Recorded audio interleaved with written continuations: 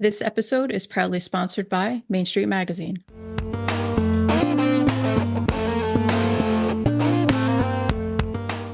So, Thorin, it's a steamy Monday. Who do we have for our guest today? Yeah, it's not only a Moxie Monday, it's the most steamiest Monday we've ever had. Because today we got my friend Kelly Finley, and she is quite the Renaissance woman. She is a senior lecturer of over 20 years of the Women's and Gender Studies program at the University of North Carolina in Charlotte. And if that weren't impressive enough, recently she took up, why not? She took up writing romance. She has published now, I think I counted 19 books, and she's just a dynamo. And with her background and her teaching, I thought, talking to her about all these things, especially how that impacts her writing, would be so fun for us. And maybe we'll learn a thing or two. I know I would definitely learn a thing or two. So let's get right to Kelly. Let's jump in.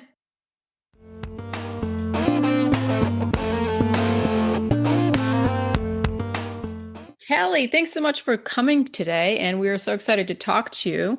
We're going to dive right into the first question, which is, how do you define Moxie? Oh, wow. How do I define Moxie? Saying the thing that is the right thing to say, even if it's going to get you in trouble. Okay, that's a first for us. That's the first definition of that. Love it. Yeah. Well, for you particular, then, I have a follow-up. How does Moxie play into a person, man or woman's sexuality then, in your opinion? I think it's interesting that you asked this because it's like a theme throughout like my writing, my teaching, my everything. But and it's easier said than done. But trying to approach your sexuality without shame, that to me is Moxie. Knowing that it's a very real part of you and there's nothing to be shy or embarrassed about, and to communicate that, because it's really hard. And it's scary for people. There's so much shaming in our culture and silence, especially if you're a woman. So, and others. So yeah, that would be Moxie to me. Well, Mary and I were kind of talking about it off screen before you jumped on with us, and maybe we jump into that a little bit, Mary. I feel like there's such stigma sometimes. There's some, it's an embarrassing thing to talk about with friends or peers or, family sometimes. Why, what's your opinion on it? Why is that? Because it's a natural thing. Everyone has, or most people have sex. So like, why is that such a stigma around it? Oh, it's complicated. Why do I think there's so much shame in our culture? It's definitely handed down through, how our families don't talk about it, how we police, especially young women. It's one of the best parables I've ever heard is you could hear a father rave about his son's conquests. He's a ladies' man, but at the same time, when it comes to his daughter, he'll say, she's not that kind of girl, or don't dress like that. And it's like, well, then who do you think your son is with? Right. And so we're getting a lot of messages if you are a grow up girl in our culture where you're responsible for your behavior and your partner's supposed behavior. And we must over rely on women to, control what is not within our control. And there's a lot of history behind that, the way we had to, control population. You're going to get the anthropologist and whatever coming at me, but there's a lot. But nowadays, it's sad to me because it's coming from our family, our parental group. There's a lot of good research that's that the mother-daughter dyad in a lot of cases is where a lot of that comes from. And so I've tried not to do that with my kids, almost to the point where they're like, okay, stop. Right. But I'd rather talk about it, than be silent or shame them about it. Right. I have an adult daughter. Don't you feel beyond what's happening in the home with what's happening in our society at this current moment? I feel like we've taken a step backward in the societal messages that we're sending to women on social media, what politicians are saying, what young men are saying in the podcast sphere. And I feel like it's we've gotten to a point and now we're losing ground again. And even young women are not embracing their full power. Yeah. They're abdicating it again. Yeah. By 100%. Choice instead of by era. Yeah, I see. It's funny because I do see this in, in my teaching life, at the college, that, yeah, I mean, we call it a backlash. Okay. There really is. Historically, you'll get 2 or 3 steps forward, progressive, things. Especially if you look at the past 10 or 15 years, a lot of good victories, for a lot of groups that we could be very proud of. But then you're going to get backlash, and it's painful, and it can be visceral, it can be violent, Mm, because you're threatening power. And so when people feel like you are taking away their power or that they have been silenced, they're going to come back. And, within that space, I take for granted at my age, that you get perspective, you know. right. But when you're 21 or you're 18 and coming of age in this, and you're hearing young men start, talk a certain way about young women because they feel so disenfranchised or whatever, like apparently they were entitled to power. I wasn't aware of that, but they feel like it's now being threatened. But if you're a young woman and you're attracted to men, and that's, an if, but then you want to, fashion yourself, I guess, to be even more attractive. So you want to take on these traditional roles, and you don't know the history. There's a reason why we stopped those traditions in the first place. Right. Go ask your grandmothers, and or go ask your mothers and that kind of thing. But I don't fault them. They just don't know, But yeah, there's a big Yeah. backlash.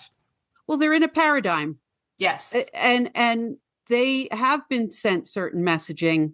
Mm-hmm. And now that messaging is getting interrupted, but it doesn't make life easier for women to, as you said, not only do I have to be responsible for myself, but now I have to be responsible for educating the men in my life about things that I face or have faced, or I see my daughter facing.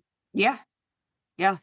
It's exhausting, I will say ultimately I mean, we also know that if you know, toxic voices can suck the air out of the room. We're not being fair to the majority of guys that are good guys. You know Right. what I mean? Yeah. So that's the other thing that I try to be aware of.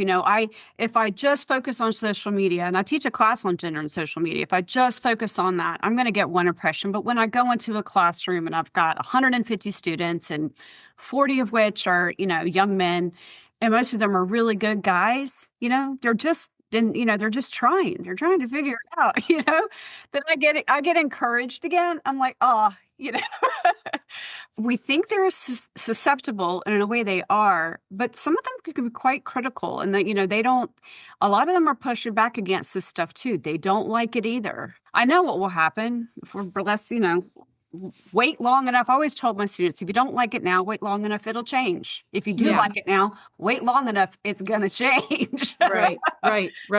So, So your age group of students is typical 18 to 22, 24-year-olds? yeah, mostly. Of Yeah. course, you get some, more mature students, Yeah. but on the average, yeah. So for those not fully in the know, you teach gender studies. Mhm. Can you quickly describe what does that curriculum entail? What's the focus? And I'm just curious to see, how you're talking about your students. So for those not who don't know, what does that mean? Like, what do you teach? Well, it's a bit complicated, but in essence, it's, there is nothing, inherently that makes someone a boy or a girl, or, a lot of these gender roles. And I'm not talking about, the biology, and that gets even more complex. I'm talking how we were raised, And so one of the fun things about teaching the class is I'll tell my students, I'm like, this isn't rocket science. We're not studying Mars. You've never been to Mars, but guess what? You have been gendered. Right. And everyone else around you has. And what does that mean? And I'm not asking that we subvert it completely or, throw it out. I'm just saying, let's, question it. And the cool thing is a lot of students find a lot of answers about themselves Mm-hmm. and about each other in it. And that gives them not just hopefully like information, but inspiration. Right. And some emotional intelligence too, which God knows we need more of this world. So it's really looking at everything through that lens. And it's also not just gender, it's intersectional. It's your race, your sexuality, everything. We're always doing that. So if it's social media, we'll do it that way. We'll look at the positives and the negatives, messages about gender, race, etc. If I am teaching a new class on romance books, Yeah, you told me. looking at it that way. So it's really just depends on the topic, but it's always, starting from that place, but of which we all can do it.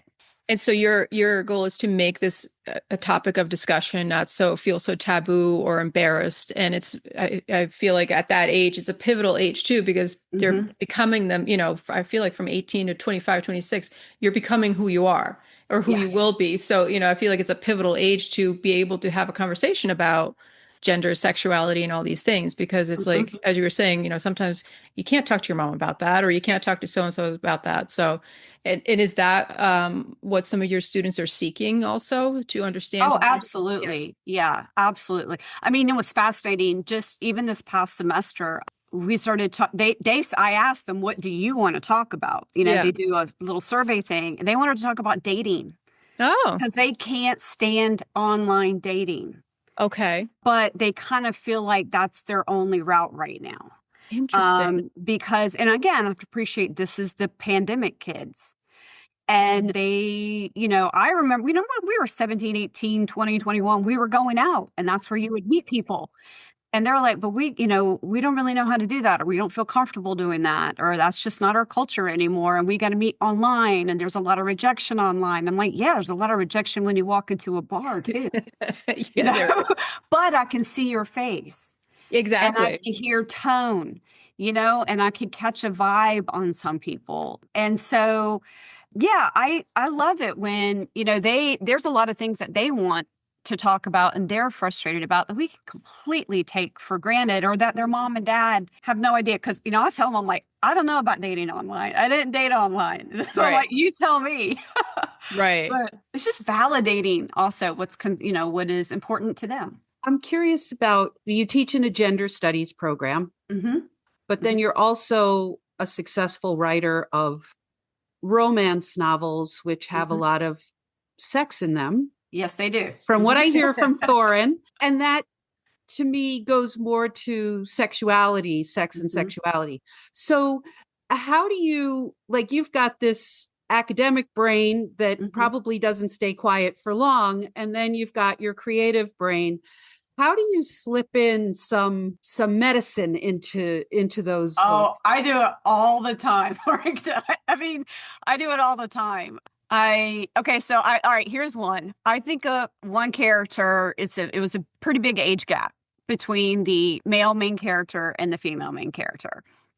But she's in the book, she's like 18, 19 years old. This is the book Sire, the character, the male is Sire, the woman is Ren. Yeah. And they have this exchange in a grocery store where they're, kind of realizing that they have feelings for each other. And he's refusing her because he's so much older. And she was just like, and this is more me bringing in my academic, where I had fun with the dialogue between them, where she said, so I can die for my country, but I'm not smart enough to decide that I want to date someone 20 years older. It's like, I could choose my treatment for cancer if I get diagnosed with cancer tomorrow, because I'm, an adult. But I can't decide what I want to do with my body with you. And so I like to have these kind of moments where my personal perspective is that you can't cafeteria line a woman's agency. She either has all of it or she has none. Because the minute we start negotiating it is the minute you lose it.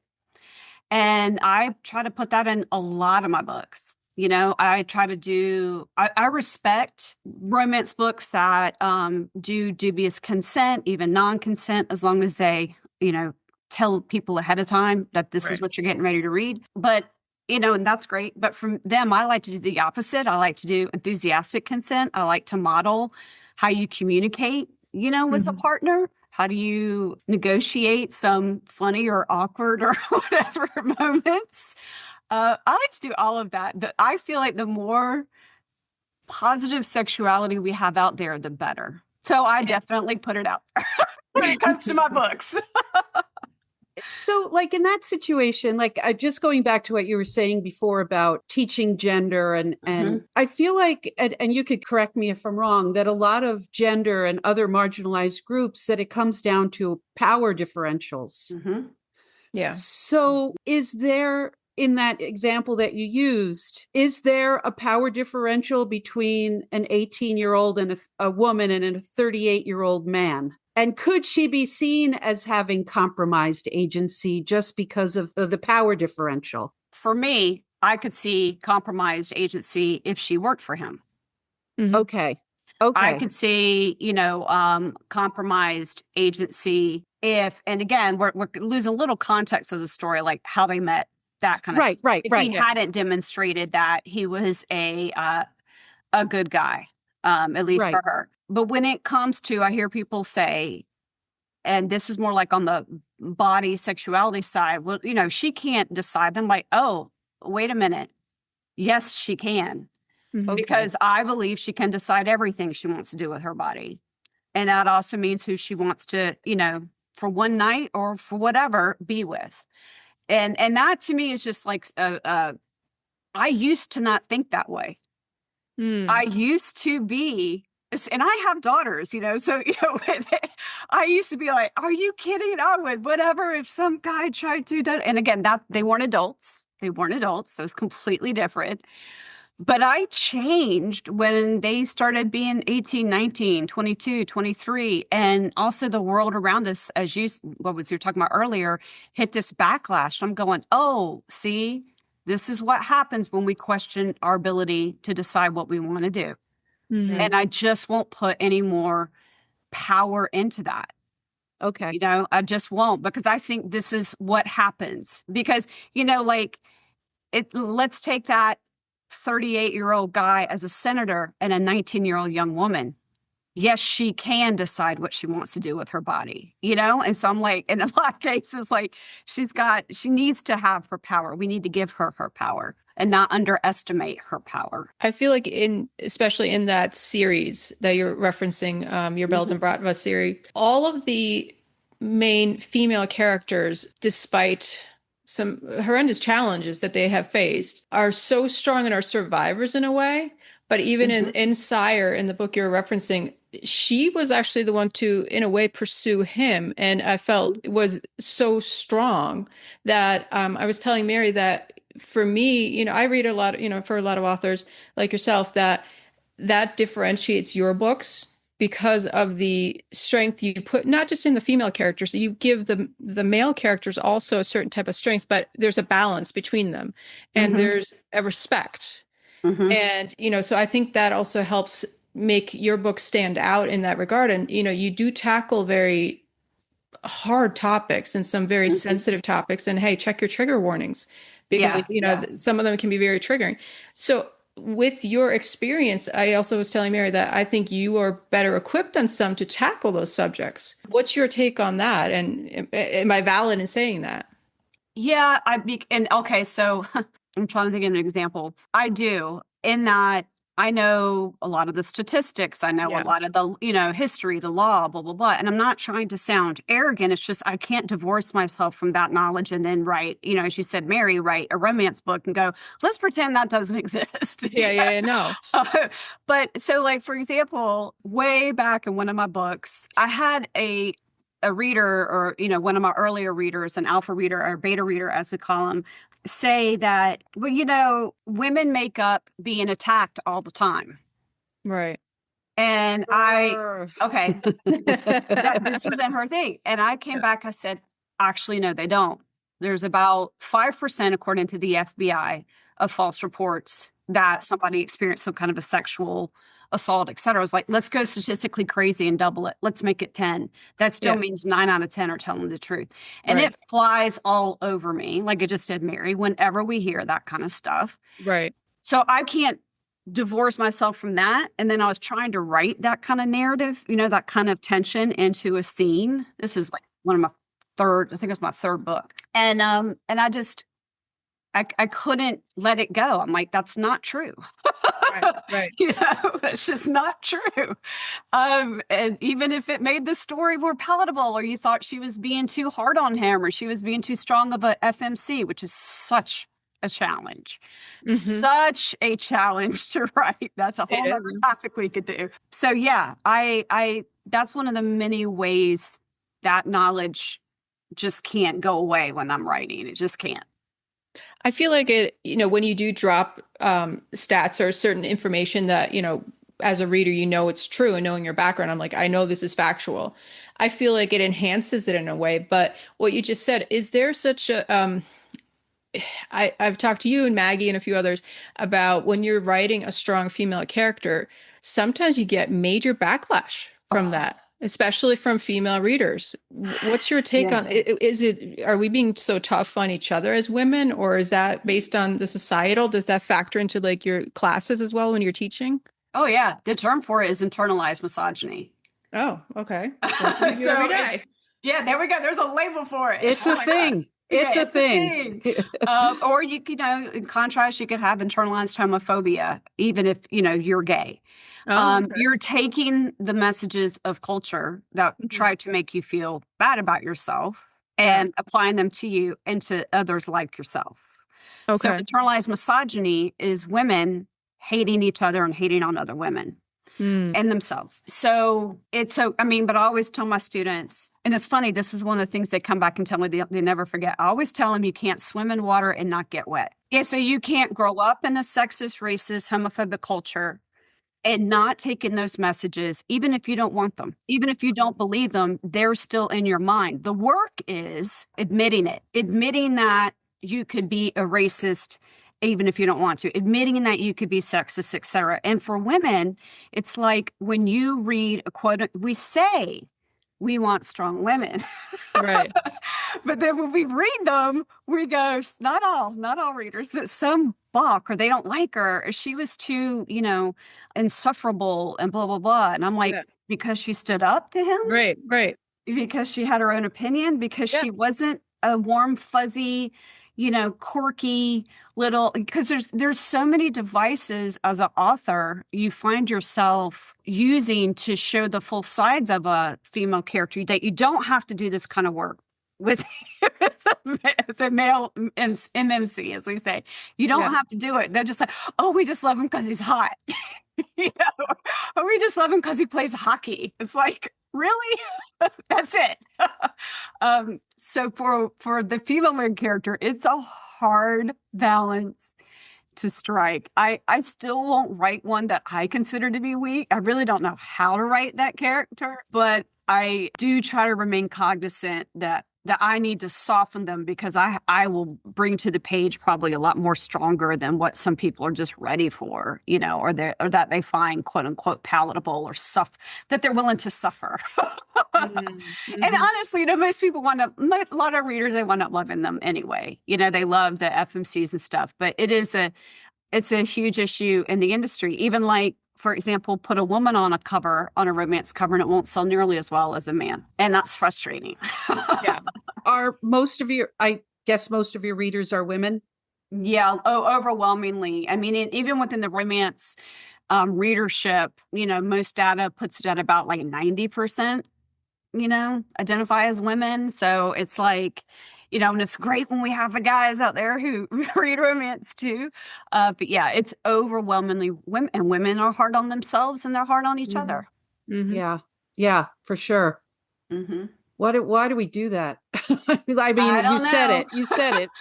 I mean, I do know why, but I'm like, why do we continue to do it when we're aware that we're doing it? I think that's part of the work of your teaching, because I teach ethics, and people come with their personal values and morals that have been honed through how they were brought up and their biases. And the work of the ethics course is to provide more of a rational framework for them to build the gap between their reflexes and their what they would normally say, and then to think about it and say, wait a second, do I really want to behave that way? Do I really want to think that way? So you're giving them a gender studies framework from different disciplines to get perspective on themselves. Is that fair to say? Yeah. I mean, I'm trying to, and I don't do it as intentionally anymore because it just stopped making, I don't know, it kind of interfered with my creativity when it came to writing. But I just let it, it is who I am as a writer. But I hope that by the end of a book, and assuming that 90% of the people reading it are women, I hope they feel better about themselves and other women. That is Yeah. like my, biggest goal. So yeah, sometimes I'll have a little bit of, kind of a cat fight-esque tension, but rarely. I'd rather show women who are best friends and getting, along. Like in Right. the last series, they are really tight, and then they've got the mother figure who's a badass and who loves them and is supportive. And I really try to portray that, not to deny that the other, dynamics don't happen. I just don't want to always put those front and center in every single book. I mean, I think it's helpful to model women supporting other women, even if we have different goals and objectives and desires. Yeah. That we're not taking each other out at the kneecaps because of it. Right. 100%. 100%. Yeah.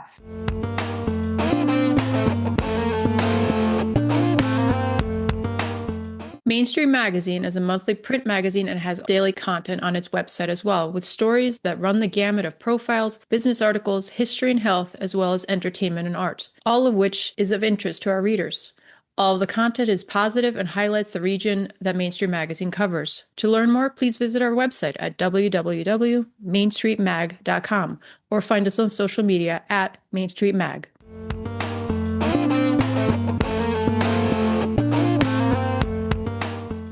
Another segue into another part of your multifaceted life is your girls rock. Yeah. So you're the executive director. I'm the founder. I have passed it down, and it's now called We Rock. But I passed it down to a new generation of leadership, and I'm really, really proud of them. But yeah, I founded Girls Rock Charlotte in 2014. So, and that was younger girls because Yes, your daughter had gone to a program. Yes. So you're observing girls at the beginning of their trajectory, and then you're seeing them in college, and then you're hearing from them through the books that you write. What's going through your head if anything, when you're going from 5 or 6 year olds to adult women? Like, how would you like to bring them up?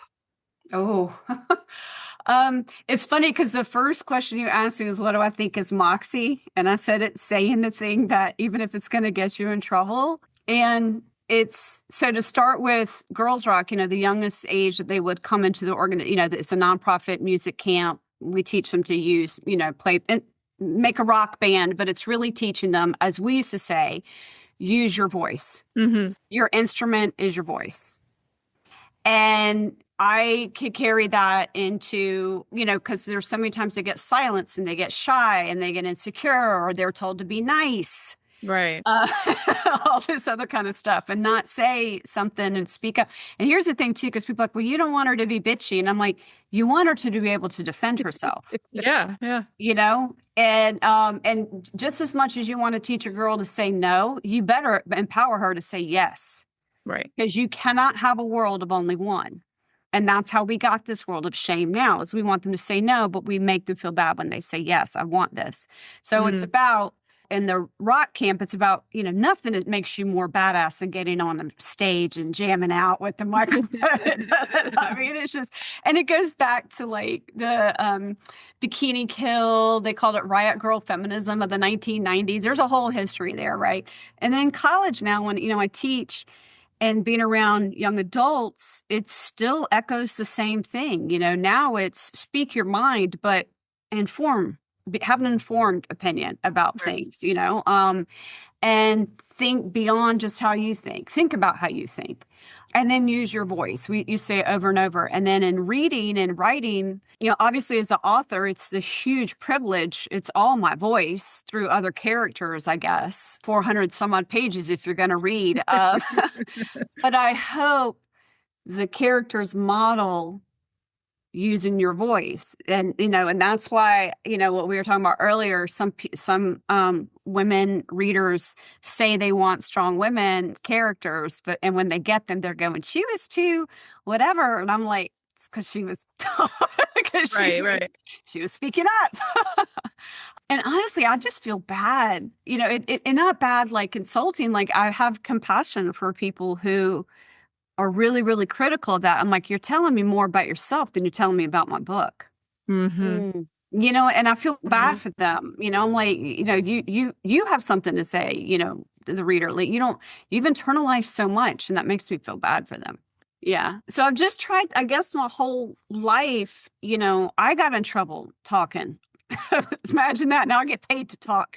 But I used to get in trouble for it, having Moxie all the time. I literally had a second grade teacher. No, my second grade teacher knew my mom, and because I got it from my mom. But I literally had my mom say one time, she goes, I taught you to speak up. This is ridiculous. She just wanted me to shut up and quit fighting. So now it's like, I don't have to shut up. I just write it in a romance book. There you go.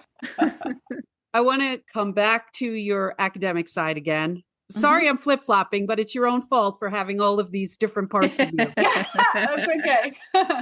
Gender studies in this moment. I mean, your program celebrated its 40th anniversary in 2024, which is like, when I read that, I was like, wow, that's amazing. Yeah. Do you feel threatened as an academic in this moment in time with Yes. everything? I mean, and I would say yes, in that there are very real policies and laws and consequences that have been enacted, and programs that have been shut down, grants that have been denied. It goes well beyond gender studies programs, but of course they were in the crosshairs first and foremost. And yes, in that way, intellectual freedom, First Amendment, everything starts getting challenged, and that is scary. So I'm not going to minimize that and deny that at all. And then ultimately, though, I had my students say, well, we're worried. We really like these classes. What are you going to do? And I'm like, I'll keep teaching until they come in and put handcuffs on my wrist. Like, what are you going to do? I mean, ultimately, I'm like, you like, again, I guess it goes back to that concept of Moxie and everything. I'm like, you got to keep talking, and this might get you in trouble. Right. It can be scary too. It definitely can. It definitely has changed the climate in the classroom a little bit, but I think that we've, not just us, but we've hopefully found, a way to navigate around it and survive, long enough. Like I said, it'll change again. Right. Yeah. So, but yeah, I to speak on behalf of, my beloved colleagues across so many different colleges and stuff like that. Oh yeah, we have felt it. Yeah, you're right. It's not just women's studies, it's liberal arts. It's a combination of what's happening now, plus a reduction in the number of young people going to college, not just going to college, just the number of young people, period. I can empathize. The encouraging thing to me is that how many students are aware of it, and it makes them upset too, and they don't like it either. So hopefully, I'm like, well, I hope you vote. Right. We'll So put it in perspective, right? Yeah. Yeah. That's one of the things, like, this is one of the reasons and this is more on the academic side, but, they may poo-poo social media and da-da-da. I'm like, yeah, but it's awesome. And it has a lot of negative consequences. I am not going to deny that at all. Yeah. I'm like, it also has a lot of positive ones too. Yeah. And these younger adults are far more sophisticated about things than I have seen. I'm a teacher for 25 years. So they come to the classroom knowing what we say when we say intersectionality. I had to define it for them 25 years ago. Right. Now they will. I will sit back and be like, damn, you're really smart. You're smarter than me. I know. Like, wow, y'all got this together. I'm just going to shut up. So I hope that this bites the powers that be in the butt ultimately. Because I'm like, watch what happens. You're going after stuff that they love and that they're very passionate about. And so I hope it works out. We'll see. I hope it like they come back and take over. Yeah.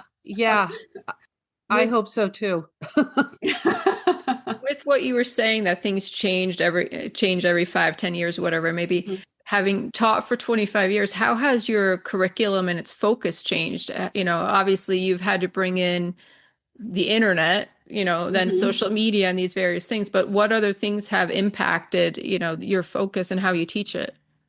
Well, when I got my way long ago, I got my degree, it was in women's studies and it evolved into gender studies. And even the canon or the voices that we featured as, the ones to read have changed dramatically, and to represent different perspectives, ages, races, genders, sexual, everything. So with each year, it feels like, thankfully, the discipline has changed and has evolved. Hopefully the faculty is changing and evolving. So that is definitely what I've seen. And it's, in a way, it's almost like I can't keep up, but I try. It's very humbling, like I can imagine. Yeah. It's not, sometimes you feel like you step in it. You're like, oh God. Maybe I won't do that next semester. Yeah. Or now my students are the age of my kids. And so they look at me like a mom. I used to be like just a few years older than them. And I got to remind myself, I'm not, 28 anymore or whatever. Yeah, it's a lot that's definitely changed. And it can feel overwhelming trying to keep up with it. But I'm not afraid to tell my students when I don't know something. Okay, yeah. Have you felt a change also, because now you've taught a couple of different generations? You've got what is it, Gen Z now? You went through millennials, Gen Z. Do you find a distinct difference between them as well, teaching? I mean, yes and no. I feel like an 18-year-old is, still is very much an 18-year-old where, I love their idealism. Yeah. I don't want to fault them for that. I'm like, keep that. And that hasn't changed. As I mentioned before, I feel like though that this generation is more sophisticated, in some of its perceptions. However, I don't want to underestimate the impact of being socialized in the pandemic. It really changed them. In tandem, they had social media with it, so those two forces together, they don't always aren't confident in their ability to be resilient yet, because we had to shelter them so much physically, everything. My kids were seniors in high school and, when all of that happened. And so now it's like, you got this. Right. All right. You got this. You're stronger than you know. Right. That's the difference. It's not that they're not as smart and is whatever. They're just, they need to get a chance to know that they're strong too. Yeah. I think part of that is what you're talking about, when they're saying, about dating, that, online dating, excuse me, versus going to the bar. I had two girls working for me who were the elder Gen Z, and they were talking about dating too, but it's this awkwardness because they were home on a computer. There's a safety there, so it's such a different experience that they've had to go through than we went through. And when I was becoming a young adult, and internet dating was starting to be a thing, we would look down on that. You're like, oh, you're going, you just go to the bar or go, hang out with friends or, so it's such a different thing. But I feel like, them, as you were saying, reading a person's vibe and, facial expressions, it's such a huge thing that's such an interesting perspective on it and struggle for them, I guess, in a way, right? It is. And then, you got to look at how much it is to take someone on a date. It's expensive. Yeah. Oh, yeah. I mean, I had my students say, well, we feel like, and again, this is mostly in the dyad, if you're mandating a woman, a young man dating a young woman. And I had my young women say, well, I feel like if he really likes you, he'll take you on a date. And my young guys are going, I don't have $120. Exactly. Yeah. I'm a broke college student. Yeah. And of course, I always ask my women students, I'm like, well, you want to be paid equal, but you want him to pay for your first date? Yeah. Tell me, so again, like I go, be Yeah. careful what you start, asking for, and that kind of thing, not being very consistent. But there's the expense of the dating, but also we have taught them, and they know, like they get the messages. It's not a safe, being out at bars isn't safe in a lot of places. You see, there is a decline in drinking. We can't complain about that, and so it's kind of like, where do they meet these people, if not online? And it's also I know the psychology is like social media creates this, kind of always wanting to get the validation. It's the addiction of the validation and the hearts, the likes, the comments, and Well, that doesn't stop just because you start dating. And so they want to date online because they got somebody slid into my DMs and somebody liked it, And I'm like, but then how many times does that materialize into an actual meaningful date? And there's a lot of data on that, you can sit there and like someone or but it's something like, I don't know, don't quote me on this one as far as like the exact numbers, but it's like hundreds of likes to just get one coffee date. It's like, I'm like, just go get the damn coffee by yourself and meet people in the coffee shop, which they do actually. Whenever I go into coffee shop, it's packed.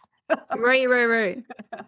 So, but yeah, it is different. It is, and I'm not like, I don't want to be one of those like, older folks who's like, well, back in my day it was better. I was like, no, it wasn't. It was just different. It was like we had our own problems too. Oh, for sure. Yeah. So when are you going to embark on a 50 Shades of Gray hair menopausal romance?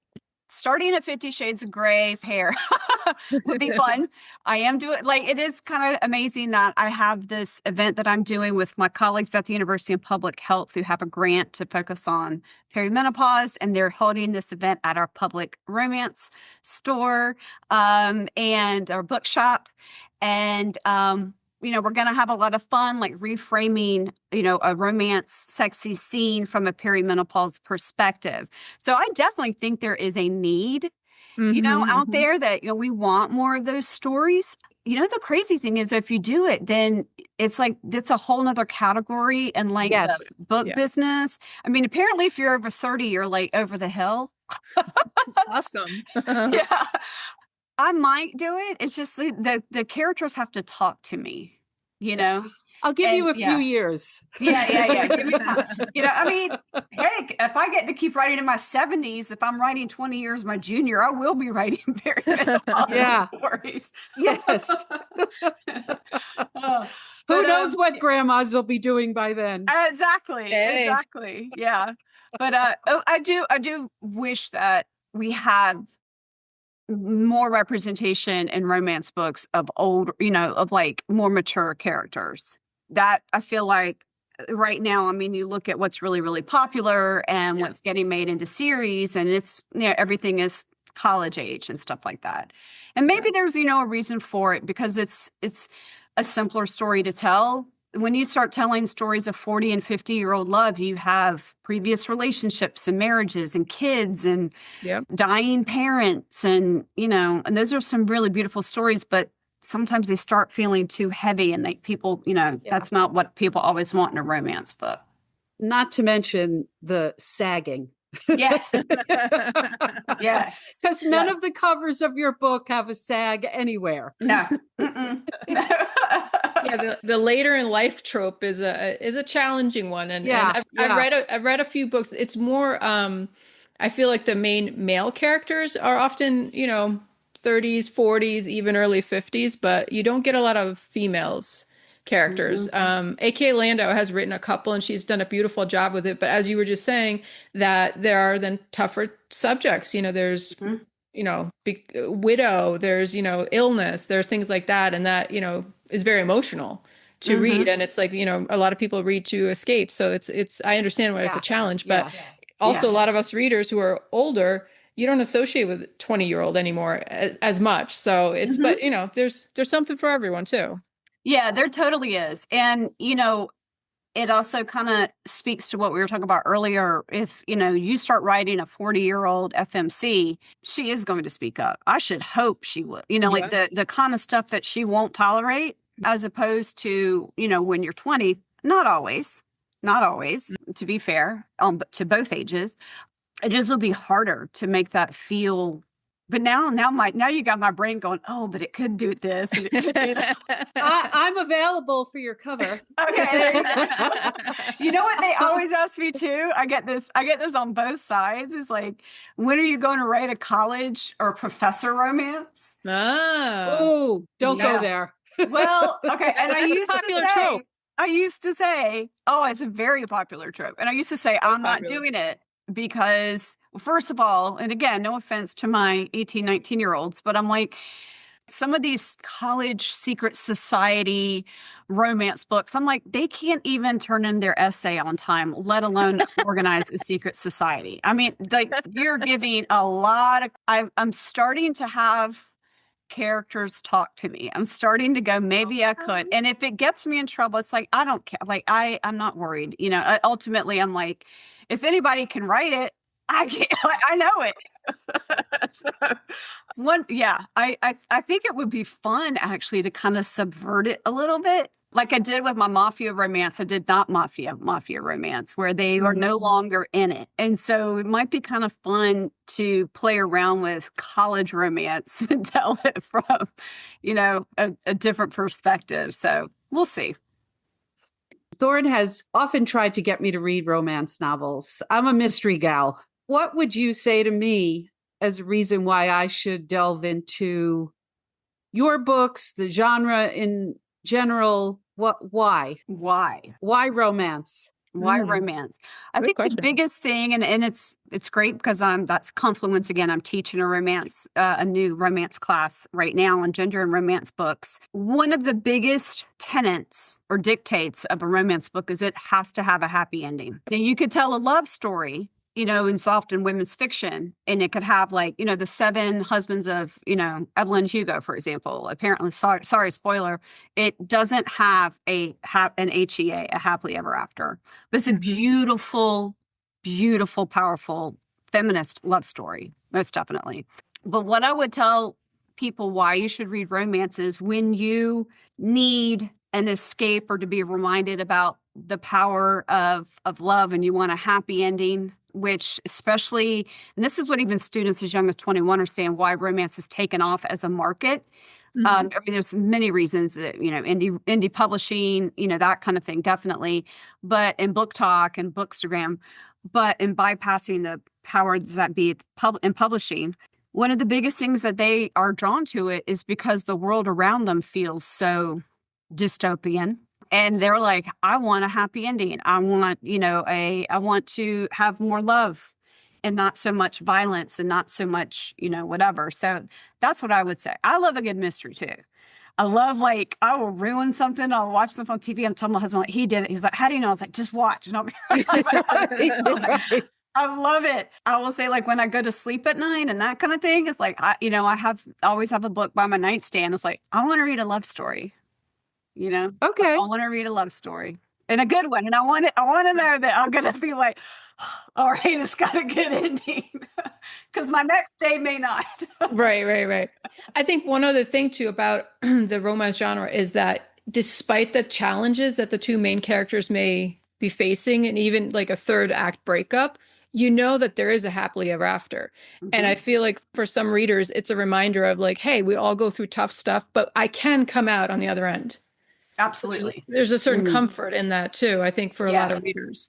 It is very cathartic for a lot of readers. That's one of the reasons why, people who are critical to the point of, hating and judging what we call dark romance, which is often where there is dubious consent and non-consent and stuff.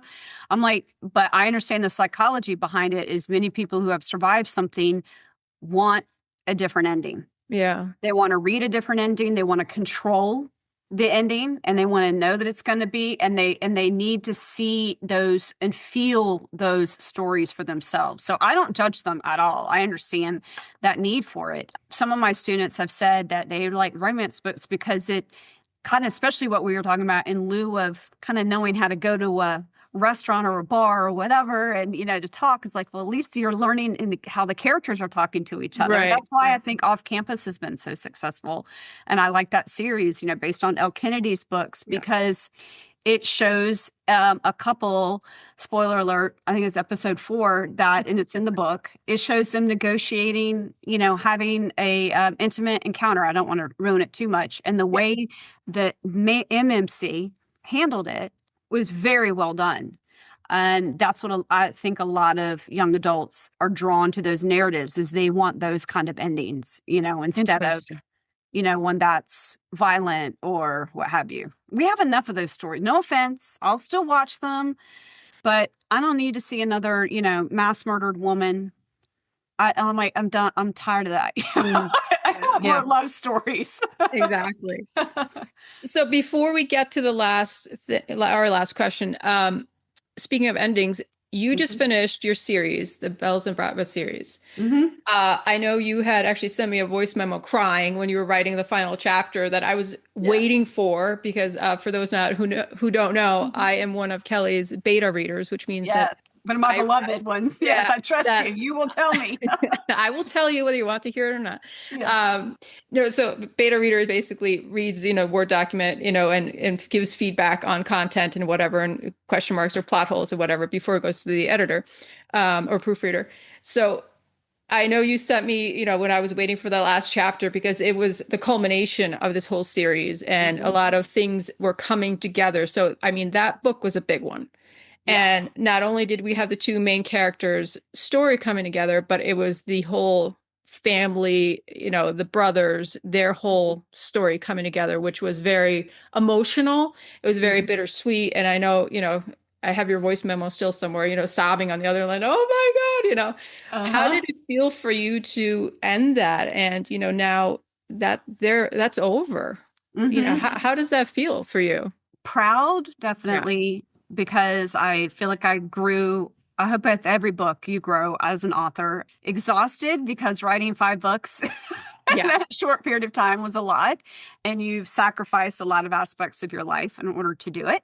But, I almost felt like the reader in that I wanted like all those warm fuzzies. Like we talked about, is why romance is so popular. I wanted a happy ending, not just for the couple, but for the family. And without spoiling it too much, you would think in order for a mafia romance to get it, somebody to get your revenge on your enemy, you have to unalive your enemy. And I had it the opposite, where I'm like, they just said no. And they chose love. They chose to love each other. They chose just to not, just to let things be. And that was fun to write that kind of ending, kind of like what we've been talking about this hour, about representing different stories and different ways of telling things. And it felt like more of even a feminist way to tell something. It's like, it doesn't have to have a violent ending. You don't have to have a dead body at the end. Well, it's a different kind, but anyway. But I was ultimately really proud of it. And then all the readers that I met along the way, it just emboldened me and inspired me to, all that energy you carry into the next series. So I'm really excited about that I'm busy writing right now. I'm waiting on pins and needles. Yes. Can't wait either. So I can't believe we're already there, but Mary, as Mary likes to say, it's that time. So we always end with one final question, which is, if you could give advice to anyone, any age, any stage of life, how they can cultivate or grow their own Moxie, what would you tell them? I would tell them what we've been talking about this past hour, going back to what we would tell an 8-year-old. It's to use your voice. Yeah. And especially when, in many cases, that's all you have, to speak, as they say, speak power to truth, or famous Audre Lorde, one of my favorite poets, your silence will not protect you, so you might as well speak up. Yeah. That to me is Moxie, especially for, women and other marginalized groups. It's the silence and enforced silence that's gotten us this place. So you have to speak your way into power and into truth. That's Moxie to me. Even if it's not well accepted or even acknowledged. Yes. As being real. Yeah.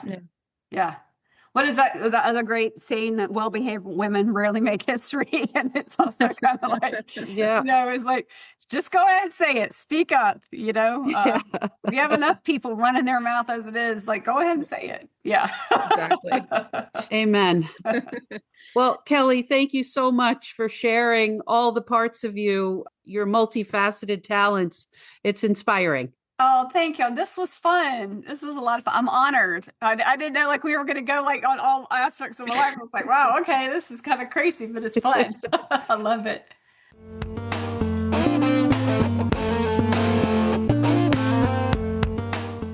Mary, that was a steamy one, huh? Well, it was steamy, but it was also heady. I Yeah. really enjoyed all the different parts of Kelly.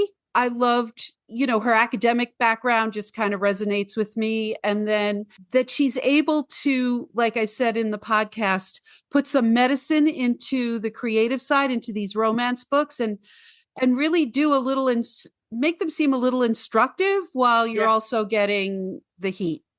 Yeah, exactly.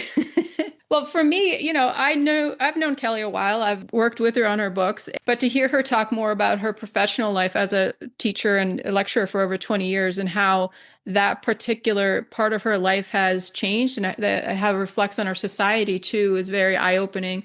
And we're all raising daughters, and we're also raising young men. So I think, hearing her perspective and how she approaches her teaching and conversation about gender and sexuality and our generation, our kids' generation, and in society, it was really eye-opening and interesting for me, and it made me even view her books differently as well. Yeah, I think it seems like while her books are tremendously enjoyable and stimulating, you could say that. that they're also helping people move a needle into how to talk about things that might have been taboo in the past, about biases against strong women, advocating for themselves and their needs, and strong men being able to respond to that and communicate in ways that are productive. For sure. I think that's a recipe for a very successful author on a number of levels. So I think I need to work up to her books a bit.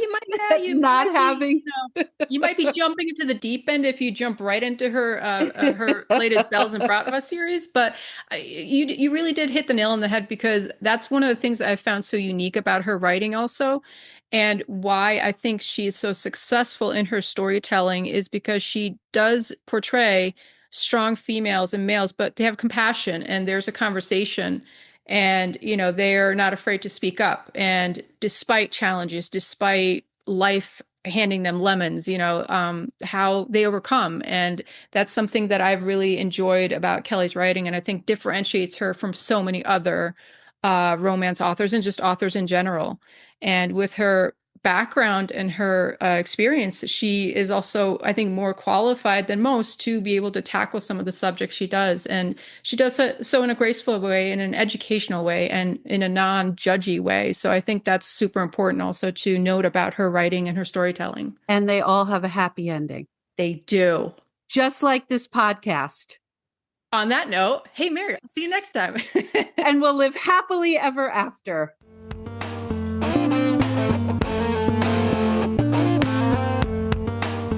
This episode is proudly sponsored by Main Street Magazine.